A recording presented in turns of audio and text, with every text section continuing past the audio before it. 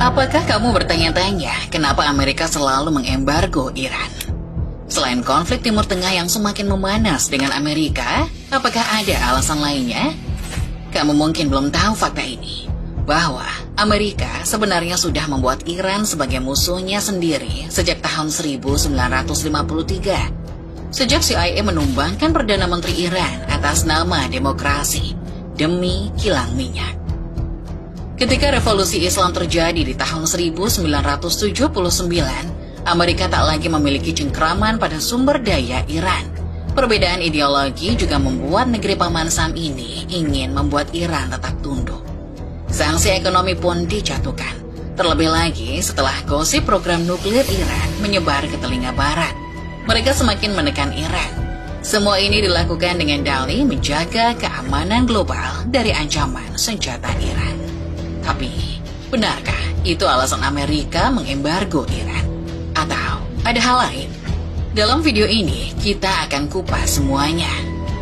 Tahun 1951, rakyat Iran memilih seorang pemimpin.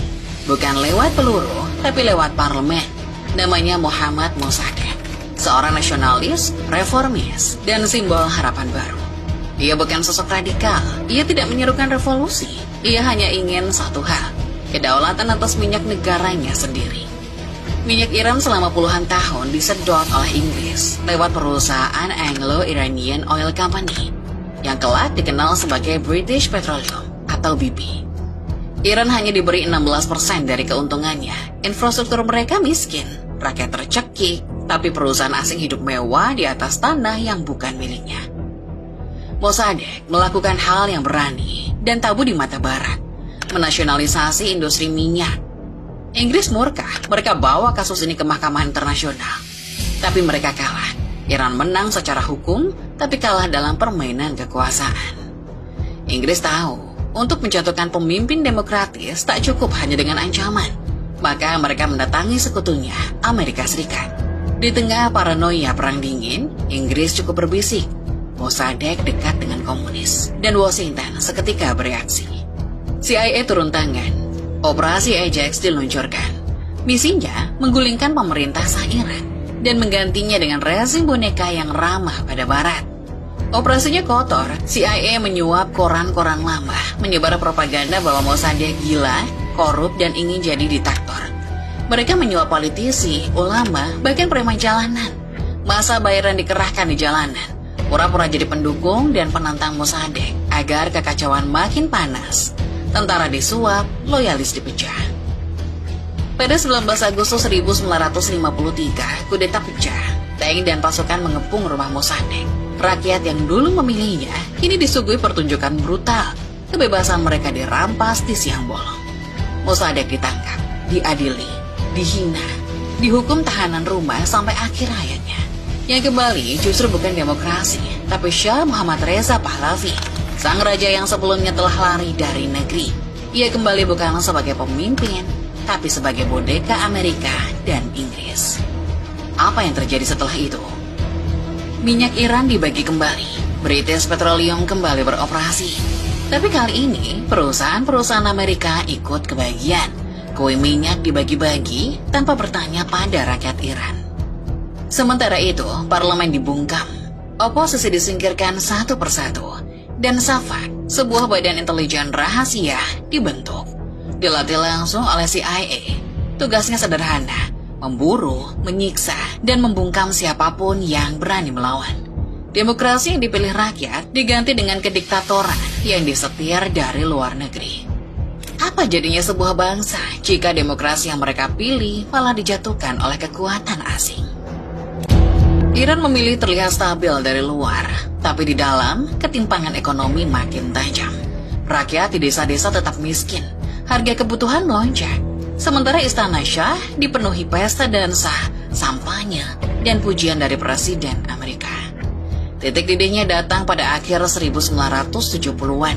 Ayatollah Ruhollah Khomeini, ulama karismatik yang diasingkan ke luar negeri karena menentang Shah, menjadi simbol kemarahan nasional. Kaset ceramahnya diselundupkan masuk ke Iran, disalin, lalu disebar dari tangan ke tangan. Di sana, ia menyebut Shah sebagai boneka Barat. dan Amerika sebagai musuh sejati rakyat. Unjuk rasa mulai pecah dari Teheran hingga Qom, dari mahasiswa hingga pedagang pasar. Tapi bukan hanya soal agama, ini adalah pemberontakan sosial dan politik yang disulut oleh rasa dipermalukan sebagai bangsa. Pada Januari 1979, tekanan rakyat tak terbendung. Shah melarikan diri ke luar negeri, dan sebulan kemudian, Khomeini pulang ke Iran disambut jutaan orang. Dalam sekejap, Iran berubah dari kerajaan boneka menjadi republik Islam yang menolak tunduk pada siapapun, terutama Amerika Serikat. Tapi itu belum klimaksnya. November 1979, puluhan mahasiswa revolusioner menyerbu kedutaan besar Amerika Serikat di Teheran. Mereka tidak melihatnya sebagai kedutaan, tapi sebagai sarang mata-mata CIA. 52 diplomat Amerika disandra selama 444 hari. Sebuah tamparan keras terhadap negara adidaya. Dunia menonton dan Amerika marah. Di Amerika, krisis ini menciptakan trauma nasional. Untuk pertama kalinya dalam sejarah, warga sipil Amerika Serikat disandra oleh negara yang dulunya sekutu. Hal ini memunculkan gelombang patriotisme emosional. Dukungan terhadap militer melonjak dan bersamaan dengan itu, muncul gelombang kebencian terhadap orang Iran. Di jalanan, di universitas, di tempat kerja, orang-orang Iran di Amerika dituntut untuk angkat kaki. Satu krisis menyulut dua narasi. Di Iran, simbol pembebasan. Di Amerika, simbol penghinaan nasional. Inilah momen saat hubungan Amerika Serikat-Iran benar-benar pecah. Washington langsung membekukan aset Iran, menghentikan bantuan ekonomi, dan memulai embargo tahap awal. Jika semua ini berawal dari rakyat yang menuntut keadilan, kenapa justru Iran yang akhirnya disebut teroris oleh dunia? Pada tahun 1984, Amerika Serikat secara resmi menetapkan Iran sebagai negara sponsor terorisme. And all of these states are united by one simple behind the terrorism sponsored by these outlaw states is clear: to disorient the United States. Sejak itu, dunia perlahan disuguhkan narasi tunggal bahwa Iran bukan sekedar negara Islam, tapi ancaman global yang mendalangi kekacauan di Timur Tengah. Tapi di balik label itu, tersembunyi kenyataan yang jauh lebih kompleks dan penuh kepentingan. Pasca revolusi Islam, Iran tidak hanya mengubah sistem pemerintahan dalam negeri, tapi juga memposisikan dirinya sebagai pelindung bagi kelompok-kelompok yang disebutnya sebagai poros perlawanan. Teheran memberikan dukungan politik, finansial, bahkan militer kepada Hizbullah di Lebanon, Hamas di Palestina, dan terakhir Houthi di Yaman. Bagi Iran, ini adalah bentuk solidaritas terhadap bangsa-bangsa yang ditindas. Namun bagi Amerika Serikat dan sekutu-sekutunya, tindakan itu adalah ancaman langsung terhadap stabilitas geopolitik yang sudah mereka desain sejak lama. Media Barat pun segera membentuk gambaran tunggal tentang Iran. Dalam berita utama CNN, Iran disebut sebagai top terror sponsor. Tanpa penjelasan seimbang, Lowy Institute merujuk Iran sebagai shadow hand di balik konflik Yaman dan Lebanon. Bahkan Middle East Council on Global Affairs menggambarkan dukungan Teheran terhadap Hizbullah sebagai strategi ekspansi revolusi Islam. Setiap roket yang ditembakkan, setiap bom yang meledak, dengan cepat dikaitkan dengan Iran. Meski tanpa bukti langsung, narasi sudah terlanjur terbentuk. Dalam dunia opini, yang terulang adalah yang dipercaya, dan yang dipercaya adalah yang diulang oleh yang berkuasa. Maka Iran pun dikurung dalam satu label tunggal, sumber kekacauan. Tapi jika semua bentuk perlawanan selalu disebut sebagai terorisme dan semua yang melawan dikutuk sebagai provokator, siapa yang sebenarnya menjadi teroris dan provokator di sini? Nuklir Iran tidak dimulai saat konflik memanas, justru sebaliknya. Iran sudah mengembangkan teknologi nuklir sejak lebih dari 50 tahun lalu. Dengan dukungan penuh dari Barat, di era Shah Muhammad Reza Pahlavi, Amerika Serikat, Jerman Barat, dan Prancis membantu membangun reaktor nuklir sipil. Bahkan Washington ikut membentuk lembaga riset nuklir Iran melalui program Atoms for Peace. Saat itu, nuklir dianggap simbol kemajuan dan modernisasi. Namun semuanya berubah setelah revolusi Islam 1979. Ketika rezim berganti dan Iran menjadi negara anti Barat, seluruh kerjasama diputus sepihak. Perusahaan asing hengkang, kontrak dibatalkan, proyek reaktor terbengkalai.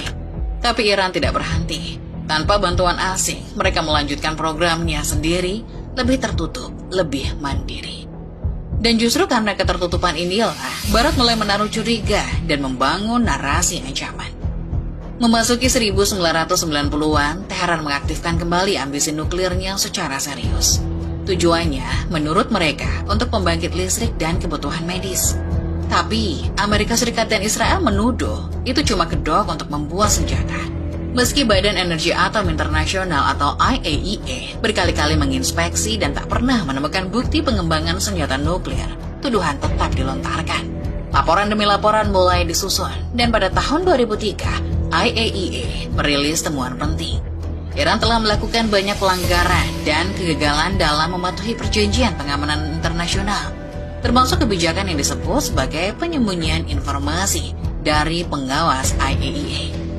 Namun di saat yang sama, IAEA juga menyatakan tidak ada bukti bahwa Iran sedang berupaya membuat senjata nuklir.